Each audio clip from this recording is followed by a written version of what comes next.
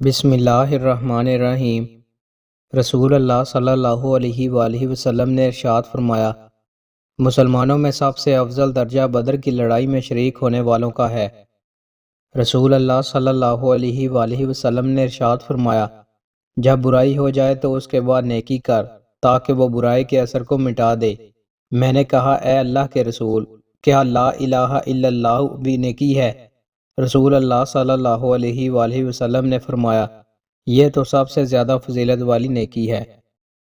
رسول اللہ صلی اللہ علیہ وآلہ وسلم نے ارشاد فرمایا، جو اس حال میں سویا کہ اس کے ہاتھ میں گوشت کی بو یا چکناہٹ ہو اور پھر اس وجہ سے وہ کسی تکلیف میں مبتلا ہو جائے تو وہ صرف اپنے آپ کو ملامت کرے۔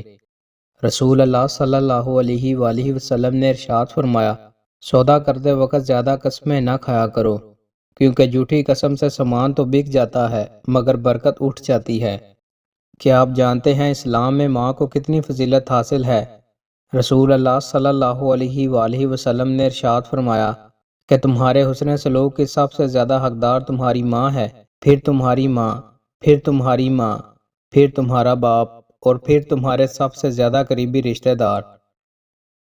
دوستوں، مزید اچھی ویڈیوز کے لیے ہمارے چینل کو سبسکرائب لازمی کریں۔ بہت شکریہ۔